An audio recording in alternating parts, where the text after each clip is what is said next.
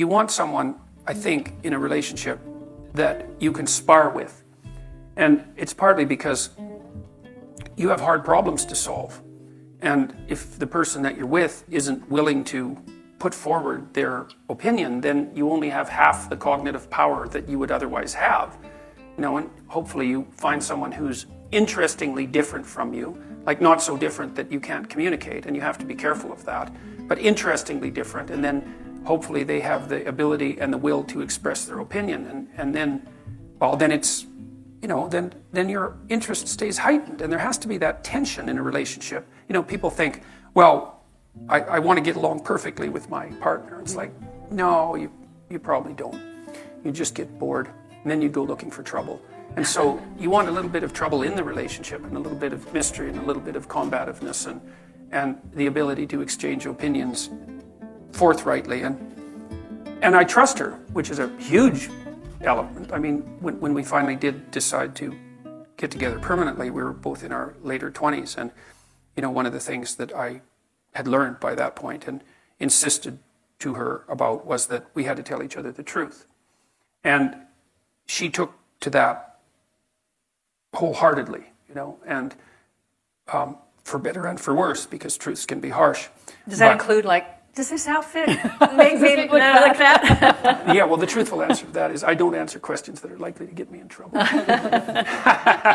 Yeah, so... I have a son who will answer honestly, and it's infuriating, but then I realized if you want the truth, talk to Tamara. Well, that's the thing, it's useful to know.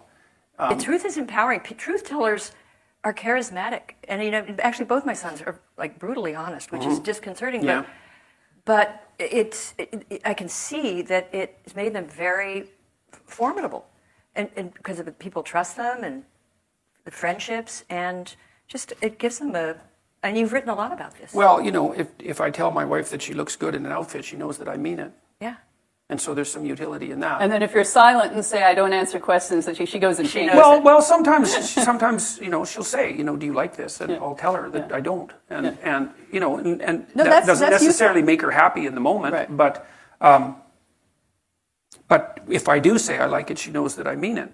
And, I actually like her sense of style a lot. So it turns out that 90% of the time, it's pretty easy for me to say, look, I think you look great, and mean it. Mm-hmm. And, she's a fairly harsh standard bearer too. Like she's insisted that I stay in whatever reasonable physical shape I happen to be in.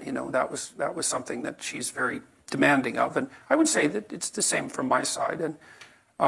And we've been good at negotiating, mm-hmm. which is, what do you want from a partner? Fundamentally, what do you want and need? I mean, the first thing is that, well, hopefully, like I said, you're blessed with the fact that you find each other attractive. And I think it's very difficult for the relationship to begin or proceed or sustain itself without that.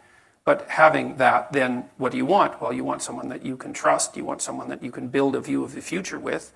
And you want someone that you can negotiate with. And that's very hard to negotiate with people because they have to tell you what they think. They have to know what they want or figure it out. They have to tell you what they want. They have to be satisfied when they get what they want, which is also a very difficult thing to manage. And you have to continually update that because your life goes through different stages. And your attraction wanes, as we all know at our stage of life, not fatally necessarily. Speak for yourself. but you will go. I mean, you will not be 25 forever. So that has to be renegotiated. Yeah, well, and you have to work at that too, right. And that's something that people also don't understand because they tend to think that all romantic interaction should be spontaneous. It's like, well, if that's your theory, then you might as well just give up right now if you're going to get married because the only reason you can think that is because you don't have enough responsibility to make romantic entanglement virtually impossible. And what happens when you're married, especially when you have little kids, is that, and you both have a job, let's say, is you're so busy that the probability that you're going to find time for spontaneous mutual interaction decreases to zero. And so if that's what you're hoping for, then you're never going to have it. And so what you have to do is you have to make time for each other. And, if you're dating, when you're establishing a relationship, well, you put some effort into it, you decide that you're going to go out for dinner and you dress up to some degree and, you try to present yourself to each other in some halfway mutually acceptable manner. And you hope that there's going to be a positive consequence of that you're going to find each other attractive. But then people somehow think that, once they're married that the same amount of effort isn't necessary, and that's wrong. I would say more effort is necessary on the same front, and you have to think it through. It's like, if you don't want to be bitter about the intimate element of your relationship, how much time do you have to spend together each week? And my rule of thumb, sort of derived from clinical observations, is that you need to spend 90 minutes a week with your partner talking. And that means you're telling each other about your life and staying in touch, so that you each know what the other is up to. And you're discussing what needs to be done to keep the household running smoothly. And you're laying out some mutually acceptable vision of how the next week or the next months are going to go together, right? So that keeps your narratives locked together like the strands in a rope. You need that for 90 minutes or you drift apart. And you need to spend intimate time together at least once a week, and probably more like twice. And that has to be negotiated. And if you don't negotiate it, and if you don't make it a priority, then it won't happen in all likelihood. And then, well, then you don't have it. And that's a catastrophe, because there's not that many things in life that are, intrinsically, what would you say, engaging and meaningful and pleasurable and also bonding, all of that.